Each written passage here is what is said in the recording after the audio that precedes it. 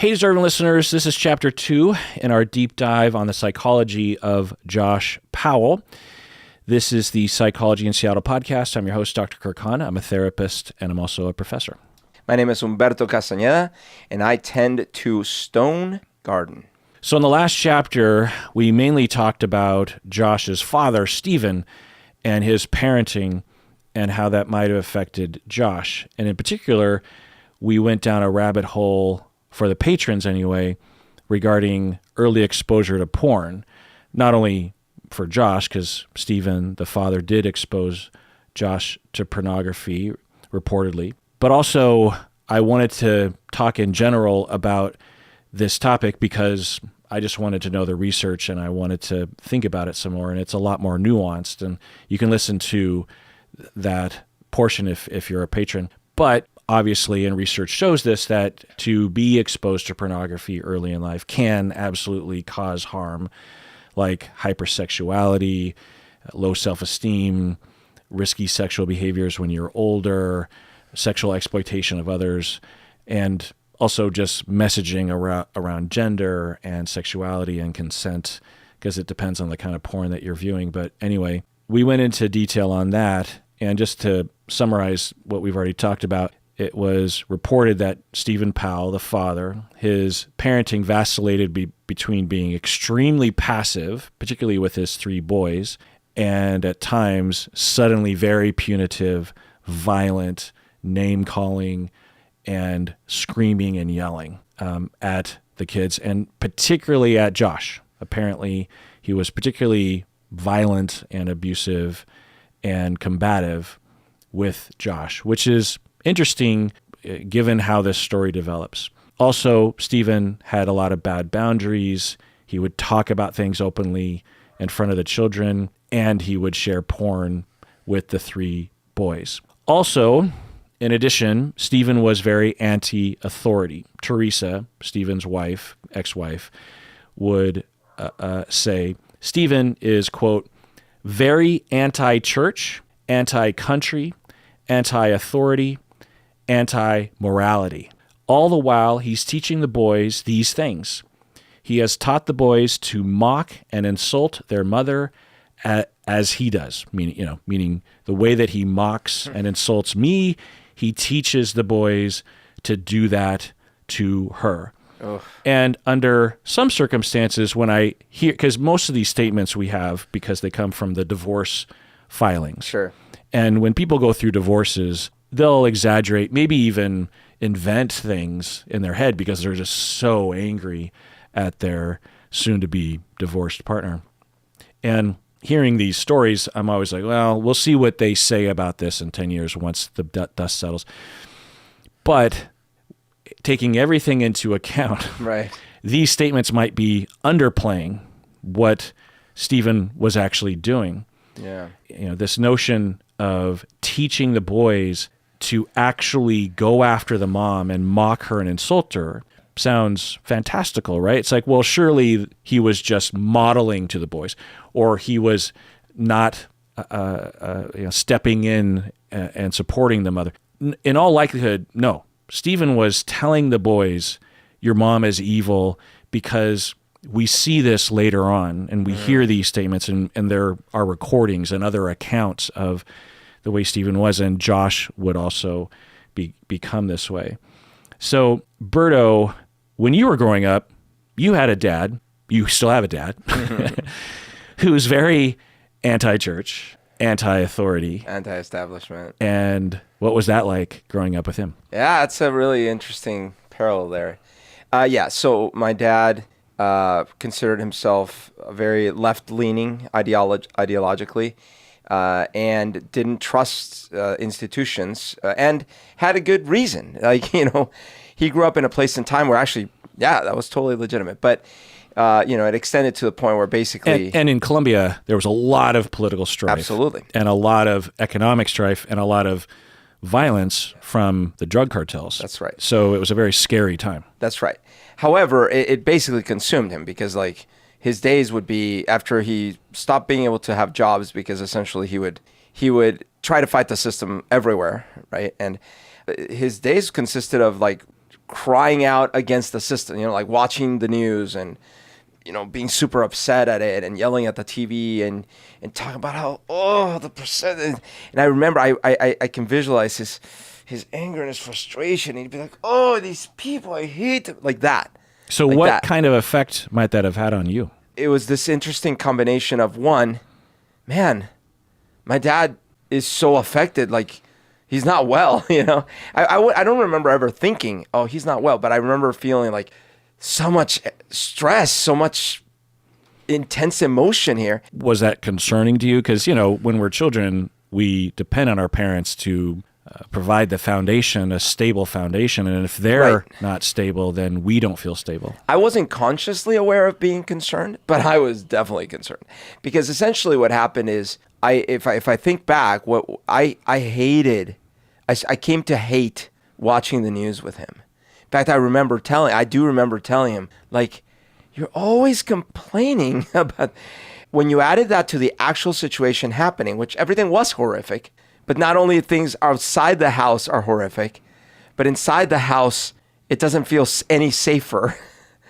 And, and my dad wasn't like hitting me or yelling at me or anything, but it didn't matter, because it was like, like you're saying, the source of safety and security for me is unhinged. Yeah. And children can't process these things. Right. And this is becoming maybe worse anecdotally with how much news there is available to people, and especially how much, at least in my circle, how much people talk openly about politics and their concerns for the world.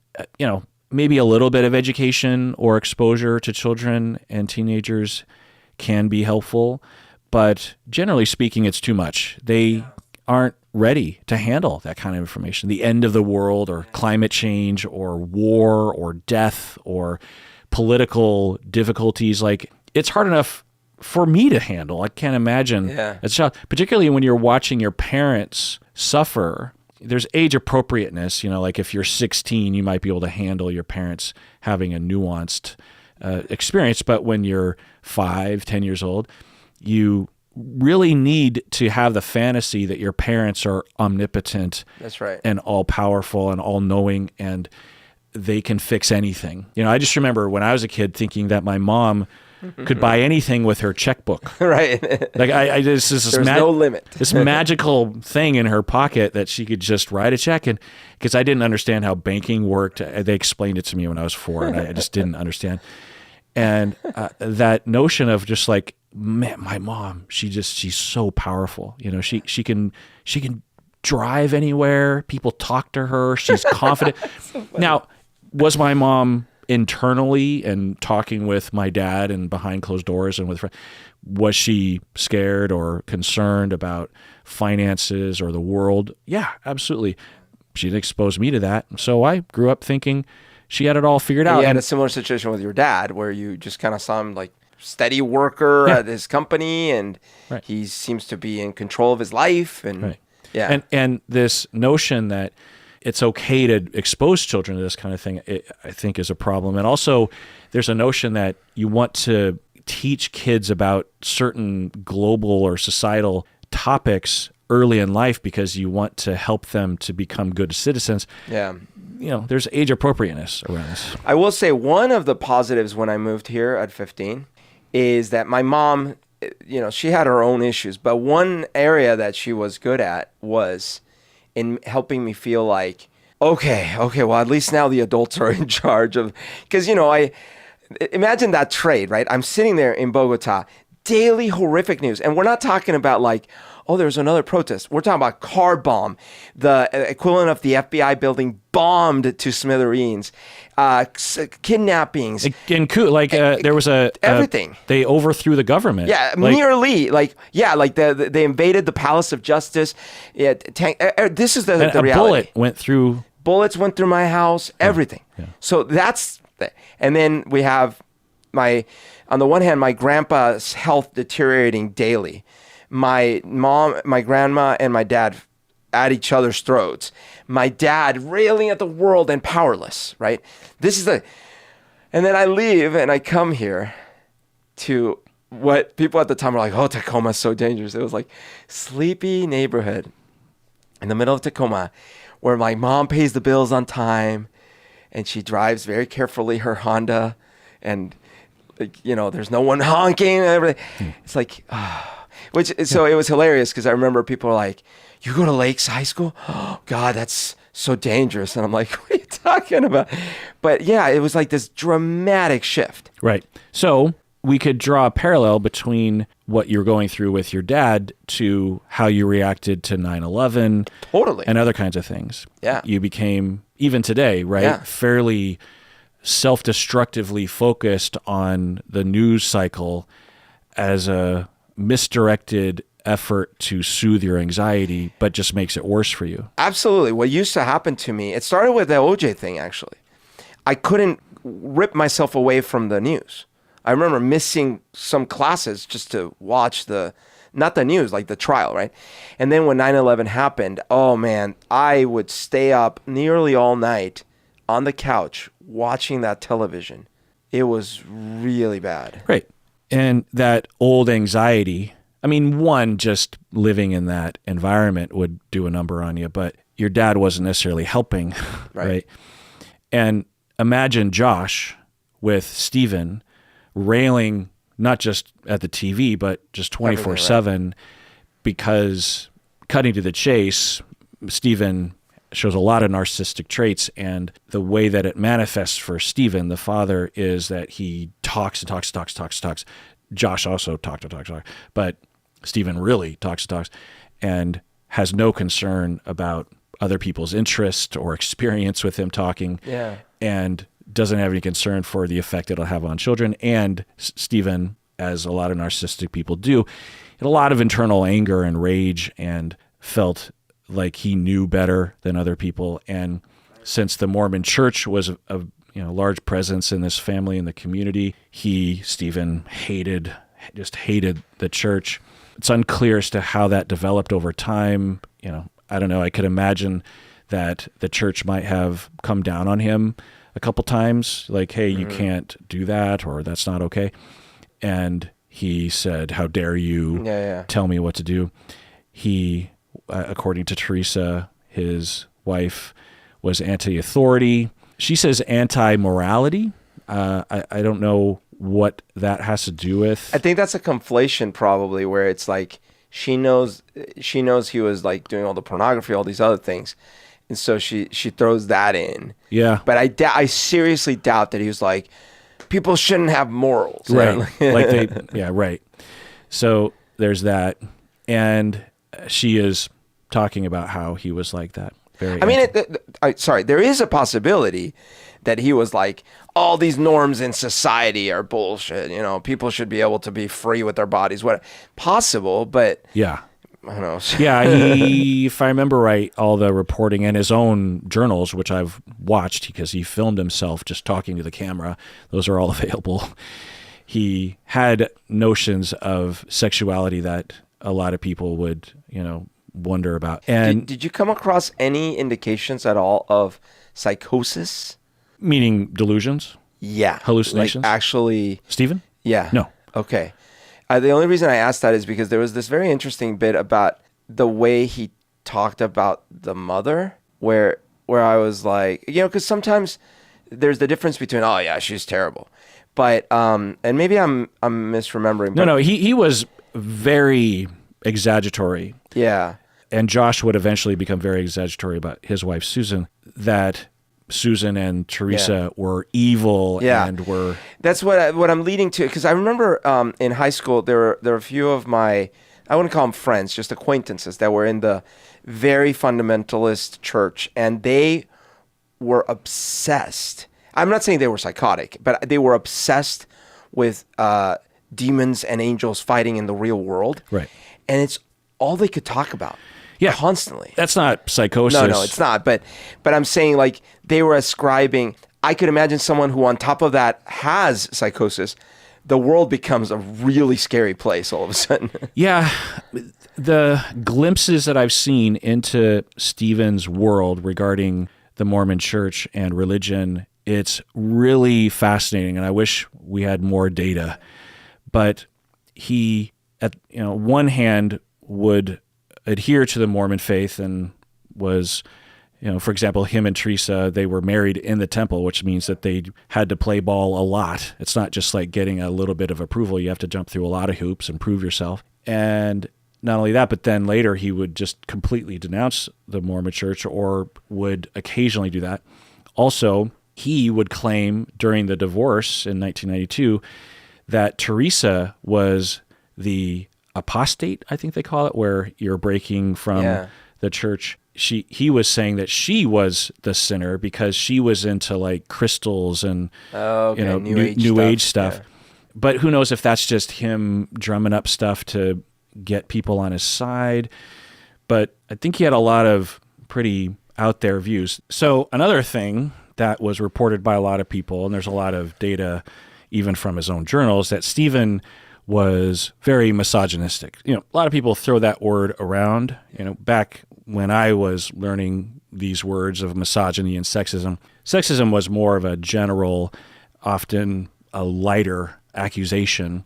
Misogyny, being a misogynist, was an accusation that is sort of like the difference between having inherent culturally indoctrinated racist ideas and being a KKK member, right? Like you want to eradicate people of color. You want to kill them as opposed to not hiring a person of color. Like that was my sense of what the difference was between sexism and misogyny. Well, Stephen legit was misogynistic. He often talked about how much he hated just women in general, particularly Teresa, because they fought a lot. So just imagine that for Josh. Yeah. And it was very hard for Josh actually to go through this divorce. Josh turns to the dad and says, "Are you and Mom getting a divorce?" And they said, "Well, probably." And Josh cried, and it was very hard on him. Not only that, but just like the amount of fighting that was going on in the house, just how difficult that would be for all the children. And Stephen often talked about just how much he hated women, and he just, women are this, women are that. And, not to bring up your dad again, but you got some dose of that. What was that like? Yeah, absolutely. I don't know all the damage that happened to him. I know that he had a very tumultuous relationship with my grandma, and he definitely was scarred deeply by his relationship with my mom. But all I remember, honestly, was he would, like, whenever there was a news anchor presenting that was female, he would call them the worst words and yell at the TV and be like, "This blah, blah, blah, like blah, misogynistic blah." words. Horrible. Yeah. I mean, every time, no matter who they were, it's not like he found out all the scandals about this person's personal life. No. Just because they're wearing makeup on TV. Oh, really? Not. I thought it was if they were saying something he didn't like. Well, on top of that, he also didn't like what they were saying. But I guess, sure, he didn't like what they were saying, and then he adds this whole thing. So, do you remember processing that as a kid? Oh, no, I don't know. Or how did you internalize it? What did it do to you? It was it turned me off, like as in I was repulsed. I guess by there was this combination. Well, that says something because it means that you saw it as not a great thing. Right. I never, luckily I never, and I think it's because I had such important women in my life that were there. My aunt, my grandmas, multiple grandmas, multiple aunts, and my cousin. I was really close relationship with my cousins that were girls. And so anyways, I didn't see that and in any way identify anything with it. And it was lucky that I didn't, because he would tell me things like, I remember in second grade, I had a little girl viciously scratch my cheek, and she actually left for years. I had a red mark and eventually turned into a mole. Why did she? I don't remember. It was second grade. But it was like really bad. When my dad found out, he's like, "When you punch them if they do that." I'm like, "Well, but she's a girl. Doesn't matter." I remember that. And I remember him giving me a sense of like, women are not trustworthy. They're all Right. hookers. So that's another angle to this. It's not just hatred of women, but what's the association? And often in a lot of cultures, it's they're sluts, they're manipulative, Yeah. they're evil, they are always conniving, Yeah. or they're stupid or whatever it is. And you imagine for Josh, he's absorbing all this. And the difference, I think the kicker is like, okay, you're internalizing these messages, but in the future, how do you process other experiences once you're on your own as an adult? And I think for a lot of people, this didn't happen to you, but it could have, that say you fall in love and you get dumped. We're going to resort to a lot of different defenses to get ourselves out of that bind, right? Was it me? Am I lovable?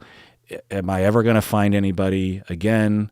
Or I can just say that all women are bitches and sluts and Right. manipulative, and she tricked me, she gaslit me into being in love with her, and that's how I'm going to cope with this because I feel so bad as a person otherwise because I don't have a way. So if you're just absorbing misogyny, but you're also raised generally pretty well, then it will help in your development. Whereas if you're given all those messages and you struggle with attachments and go through some bad experiences, then it can lead to some rabbit holes, the incels and the MGTOWs, right? The red pill people. Totally. That's, I think, what happens. They've already absorbed, the incels and the MGTOW, Americans anyway, absorbed the same sexism that you and I did. Yeah. If anything, they absorbed a lesser degree of it because they're probably younger than us, Right. And yet, why did they go down that rabbit hole? It's because once they ran into being dumped or frustration with dating or something, then they turned to the Andrew Tates of the world and those people because they needed that, and then it just indoctrinates them and cultivizes them. So that is such an interesting thing because you would have imagined. I internalized so many other things from my dad that I struggled with and things. I do wonder if one of the things is that there was always this incongruity in my head because he spoke so badly about these people, but he took care to not speak badly about my mom to me, especially when I was young. And I wonder if that there was this weird little life preserver. Well, at the very least, it didn't add to the problem. Yeah, it didn't add to the problem. But Josh got that because Steve mainly targeted Josh's mom. So you're Josh, and you're as your dad knew well enough that you still loved your mom. Right. And your dad, probably had a typical desire to get you to realize how horrible she is, right? But he refrained because he knew better to do that. He knew that your love, your relationship with your mom was important, and to pull you onto his side, into his world, would ultimately harm you and to please some weird fantasy for him. That's right. Stephen didn't have that line, and when you do that to children, it's important for me to emphasize that for children, and it changes as they get older, but even well into our 20s sometime, maybe throughout our life, but particularly when we're children, our entire world revolves around our parents, around our caregivers, whoever they are, whether it's grandparents, or our parents. Our whole world revolves around them. We want their approval. We want their love. We want their stability. We want their attention. We want their approval. We want them to be proud of us. And if something goes wrong there, it just destroys us. We don't have, in today's world, if even our spouses, right? Yeah. If something goes awry, it'll be devastating. It'll be hard. But we can transfer our love and attachment support system eventually to other people, maybe even during, right? Children don't have that. They can't do that. They don't have that ability. They don't have that luxury. So when they're faced with a dilemma between mom or dad like that, it really screws them up because they have to wrestle. There's no good answer. There's only bad answers. There's lesser of several evils. They either have to, for Josh, just imagining him developing in this cauldron of toxicity, he either has to go along with dad and and believe dad and hate, because you need to believe in at least one of your parents. That's the dilemma, is you don't have the ability as a child to say like, well, dad's kind of unhinged, but he's good for what he's worth, the way we might as an adult, particularly with adult relationships. But, when you're, 45 and your dad is a little iffy sometimes, you can be like, well, in a limited fashion, we have a bond, but I know to not really go along with that thing. When you're a child, we're black and white thinkers, and we don't have our independence of mind. So you have to go all in, because you need to believe that at least one of your parents is there to protect you, because you're terrified of the world. And so you're Josh and you're looking at dad, you're like, okay, I can go along with dad and hate all women and hate my mom and hate the Mormon church and think it's okay to do whatever. And also think it's okay to be violent and abusive and harmful and exploitative and cruel, right? Or I can go along with mom, and I'll get into more of this later, but I suspect the mom was a little standoffish. I don't have data on that, and I hate to throw her under the bus in this way, but I don't know. There's some indications, which I'll get into later. So, he might struggle with that, but if I go with mom, I'm going to incur more damage from my dad, who's going to harm me even more. So which one do I do? It's a terrible choice, right? Possible, yeah. And you end up being very conflicted. And I think for Josh, throughout his childhood, he would vacillate between that. I think there were times when he absolutely went along with Stephen, as he would later in life, but I think there were other times when he absolutely hated Stephen. You just can't imagine otherwise, right? If your dad is... Children feel like they're getting the short end of the stick anyway. All children are like, my sister got this and I got how come? All children are like that. But when you're particularly being targeted, then, you're obviously going to think, wow, my dad really has it out for me. I hate this man. But other times he was different. So anyway, Stephen was like that. And he also would rage against the Mormon church. And also Stephen himself, the father, was sexually attracted to minors. Oh, I don't know if I remember that. Oh, really? Yeah. Maybe I do, but Right. So you know that Stephen eventually becomes obsessed with Susan, right? Yes. Okay. Well, Stephen not only had obsession, like a massive obsession with Susan, which we'll get into later, but he also had been obsessed with a lot of women in their lives. And in his own, it's hard for me to get this out. In his own journal, he writes about a moment when his daughter is like a late teen, one of his daughters, and he talks about how she's, just prancing around the house and in her pantyhose and a t-shirt, or pantyhose and a bra or something, and how hot she looked, and how mom wasn't home, so he could really leer at her. And that was his biological daughter. Yeah.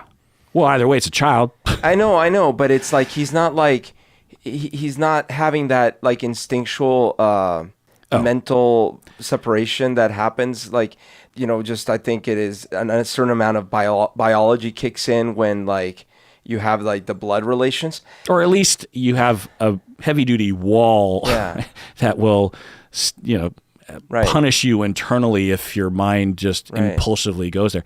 He didn't have that wall at all, and was attracted later, which we'll get into. He was attracted to young girls, like 8-year-old girls, which we'll get into later. And you would imagine, given the complete lack of boundaries that Stephen had with everyone, including his children, particularly his boys, what Josh was being exposed to regarding this. Hard to know. Because now you wonder that pornography, what kind of pornography that was. Right. And just what sexual messages. I mean, the dad, which we'll get into, he is a piece of work. I mean, it's just incredible. I'm actually going to show clips from his journal, his video journal. It's like, if you had a movie about this, I'd be like, come on, that's over the top. Yeah. So he wrote in his journal, quote, that his daughter's walking around, quote, just in t-shirt and panties. That would drive me nuts. I mean, ick. And was this a journal he was intending for people to read? No. Well, I don't think so. No. Okay. Well, he might have intended maybe someone to read it. Yeah. He didn't intend on you and I reading it. Okay. Which I'll get into later because the police actually got their hands on it. So I want to... But that is it's an interesting thing. And you tell me, because I don't journal myself. So, but there's this additional layer. It's problematic enough if his brain is having these thoughts and he's not doing anything to regulate those thoughts, right? Right. But then you actually remove the filter altogether and start talking or writing, quote, out loud about it. Yeah, it's a good point. One, that he is not busted up. He's not like, I'm terribly ashamed of myself. Oh, I can't believe I feel these things. If anything, his tone is, she's doing this on purpose to me. That was his tone with all the women. Man. They're flaunting it in front of me. He's the victim of their... Well, not necessarily, maybe, but that they're trying to provoke this feeling. It's that narcissistic notion that I'm having this feeling and there's no other explanation other than everything revolves around me and my feelings. Oh, I see. And all my feelings are good. So she must be trying to do this to me because she's provoking. She knows what she's doing. She's attracted to me. Right. She wants me to feel this. Right, feeling. of course. She wants me to be attracted to her.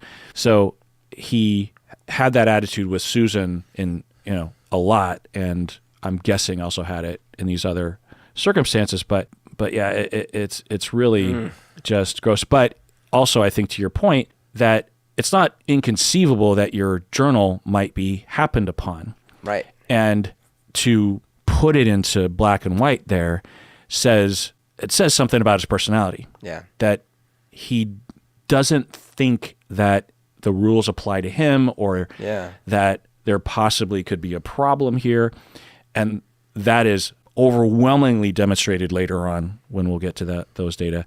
But I want to show a little clip here, but first let's take a break. What do you say? Let's do it. All right, we're back from the break. So this clip comes from the Cold Podcast. It's available on your podcast app and also on YouTube. And it's just a fantastic podcast. It's like one of the best journalistic podcasts that's ever been created. I'm going to show a little bit from it here. By the way, does the cold part of the name refer to anything specific, like cold cases? Or Yeah, exactly. Oh, okay. It's a cold case. Yeah, because the case of Susan went cold. From the outside, the Powells still looked like the typical Latter-day Saint family. They went to church on Sundays and did stuff together. Steve, though, decided to feed his kids some decidedly different beliefs. He told the boys people were just animals and should be able to have sex with anyone at any time. He also kept porn magazines in the house. So thoughts on that? Yeah, that's interesting. Actually, remember we were saying, what did she mean by he's anti-morality? Right. But so actually, there might be something to that more literally. Meaning, I was theorizing that maybe she just kind of threw that in there because she's like, he's kind of immoral. But this makes it sound like he actually had these ideals. Like, oh, listen, we're all living these stupid, constrained things. We should all be free and have sex with whoever. Right. So this fits within the more extreme end of the narcissistic spectrum, also with the added psychopathic lack of empathy element there. Because you can suffer from narcissistic personality and still have at least some empathy, although impaired and perhaps eclipsed by one's narcissistic supply desperation. But for some people with narcissism, they will also have a dose of psychopathy. They believe they're above the law, and it justifies their impulses, right? They have an impulse. They 100%, at least consciously, are convinced that everything they do is awesome. They couldn't possibly ever be wrong. And how do I reconcile that with all these messages of morality that I'm hearing or taboos that I'm hearing? Well, then they must all be wrong, and they're wrong about everything. And you might even get out ahead of these kinds of accusations by just making sure everyone around you is convinced that the whole system is wrong. Therefore, when I talk about my proclivities, then that's something wrong with you. I'm off the hook because we've already established that the authority is wrong or the church is wrong or morality is wrong. Let's continue listening. Worse yet, he found himself attracted to his oldest daughter, Jennifer. Many years later, Steve would write about those feelings in his journal. I remember many times sitting at the breakfast bar in our home when she would come into the kitchen in the morning, dressed in a t-shirt and panties. That would drive me nuts. We went on a trip one time, just the two of us, and she wandered around our hotel room in nothing more than a bra and panties. Steve wanted to tear Jennifer away from the Church of Jesus Christ of Latter-day Saints. When she became a teen, he told her the church's scripture, the Book of Mormon, was false. So you get a sense for what's going on here, right? Yeah. It's not just, oh, I had this attraction. No. There's a campaign. He's trying to groom her. Yeah. Yeah. Or it's unknown if he actually would have acted on it with his own daughters. It seems absolutely possible. Yeah. But was he leading? Because with Susan, when we'll get to later, it seems like he liked to lead himself up to the edge or something. Yeah. So it's unclear. But at the very least, the daughters probably picked up on vibes, Yeah. right? Looks or comments or attention or even just flat out touching or whatever. We don't know. But you get a sense for what's going on in his journal. It's Yeah. not just like this one sentence. He's writing a lot about his daughter and this sort of thing. And then we hear that he's trying to tear Jennifer. Now, maybe that's just coincidental, that he just hates the Mormon church and he's just trying to get his children to be on his side. Or was he trying to get Jennifer on her own? Let's continue listening. Terry found out about that conversation and was so upset, she moved out of the house. When I was about 14, my mom pulled me aside and she had a conversation with me. And she said, look at this path that your father is going on. Look at the path that our Savior wants you to go on. So this is another element to it. It's that dichotomy. Yeah. It's not the way we would see it. Right. Right? We're not saying the alternative to this absolute depravity is the Mormon church, right? We're just saying human goodness is on the other side, or just at the very least not harming other people is on the other side here, So, which, by the way, because there's also an implication of culpability. What do you mean? Listen, look at the path your father's on, but then what path do you want to be on? See, because if I was just saying like, listen, I'm worried because I don't like the way your father has been behaving and things. I'm worried for you. So maybe we need to leave him or something. Right, whatever. That's not the conversation happening. It's kind of like you need to be aware of your responsibility in this whole thing. What path do you want to walk? I'm not hearing that. I mean, it could be there. And I want to be clear. I'm happy that the mom was there. Right. To whether it's the Mormon alternative to Stephen or whatever, I'm really glad the mom was there. Having said that, in this family, it was clear to me in all of the data and all the journals and the statements from Jennifer and the mom and everything, that there were two worlds. The Mormon faith and church, I don't know how fundamentalist they were. I don't know how flexible they were. There's some evidence that there was some relatable flexibility in there somewhere. But at the very least, that was that world. And then the other world is Stephen's world. Yeah. Which was, something entirely different. And for Josh, just imagine, right, 0 to 18, you're observing this dichotomy, mom on one side, dad on the other, and how screwed up that would make you. Because there's a whole other world out there of just like, if you definitely don't go your dad's direction, but you don't have to go your mom's direction if you don't want to. There's a lot of directions aside from your dad. You know what I mean? And so I wonder what that might have done to Josh. Totally. It's just that I'm getting a little bit of a Duggar feeling here. Right. Where if you'll recall, and this might have been more extreme in their case, but even in cases where there was clearly something that the guys were doing wrong, the women were the ones responsible for the behavior. Again, I'm not hearing that. Because she was specifically saying, like, you got to think about which path you want. Yeah. Yeah. I guess. As if it's like, or you could go down this path, this dark path, if you choose. It's like, wait, we're not talking about paths here. Well, the thing that I was hearing, and I hadn't really thought about it till you bring it up, that the mom was maybe both. Well, I don't know. It's the way I was hearing it initially before you infected my brain is the mom was trying to say, look, your dad is not okay, and this is not okay. But yeah, when you look at it in a certain way, well, let's re-listen to it, actually. Terry found out about that conversation and was so upset, she moved out of the house. When I was about 14, my mom pulled me aside and she had a conversation with me. And she said, look at this path that your father is going on. Look at the path that our Savior wants you to go on, that the gospel will lead you down. Compare them. Right. I was picking up, and throughout my research on this case, I was picking up on that dichotomy, which I found to be interesting.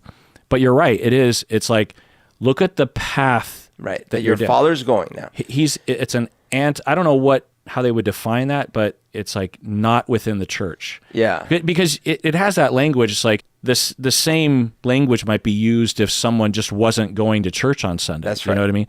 It's like, look at the path that they're going on. There's another path, which is the straight and narrow, right? Again, now as I said earlier, I do not want to throw the mom under the bus. No. And the context matters a lot because, as an example, I could have imagined having the same conversation with my grandma. In fact, I kind of did, because my dad was an atheist, and I remember my grandma talking to me and saying, like, well, and even if it didn't literally happen like this, I could have imagined a conversation like this one, where it's like, look at the path your dad is on, and look at how he thinks of the world. And then there's this path, if you actually believe in the Bible and all these other things, and there's that path. I could see that. The only part, and maybe it was the context that I don't know how related this is that when you add in the whole attraction to your daughter bit, right? It's like, that's not a path where, like, that's just, we gotta like separate those ideas, because there is that difference between if all she was trying to say is, hey, I'm concerned he might turn you away from the church. Right. Or I'm afraid you're going to go down a similar atheism route path or something. Yeah. That's different from like, I'm concerned about him treating your other sister this way. Or I would hope and maybe this happened, I can't know, that, oh my God, I'm so sorry that your dad did this to you. Yeah, right. Like, how are you feeling? Right. What do you need? Right. Oh my God, what have I done? Mary, not that it's her fault, but these are common, concern for the child, right? Not like priority one is like, just let's turn this into a religious lesson, right? She literally, according to Jennifer, used the word lesson. Again, I'm not throwing the mom under the bus. I'm just saying there are very indirect indications that the mom might have had some compromised parenting, and that could have, mildly, like, the thing that in a better world, there's a version of the story where the mom had an extremely wonderful childhood herself, and Mormon herself, but had a very effective way at helping the children recover from the abuse that was continually being doled out by the father. It wouldn't mean that the children would be fine, but it would be a protective factor that could have made a difference in Josh's life. I'm not saying the mom is to blame. She's not. Stephen is clearly to blame, and Josh is to blame for his own behavior. But it just makes you wonder. And as I was listening to all the accounts, I didn't hear anyone even addressing this question, And as a therapist that deals with real cases, and I'm not trying to make a point as I'm trying to help people, I will, I have the freedom to kind of ask these kind of questions, at least in my mind. All right, well, so let's take a break and let's continue getting into the story about the parents, because this is where Josh's personality was developed. But the rest of this episode is just going to be for patrons of the podcast, Berto. So I don't know why I'm saying it to you. All right, man. Okay. So you people out there, if you want to hear this whole episode, and every episode is going to have a patron section. Sometimes that section is like, 30 minutes. Sometimes it's an hour long. It just kind of depends on what happens. But become a patron. Otherwise, take care of yourself because you deserve it.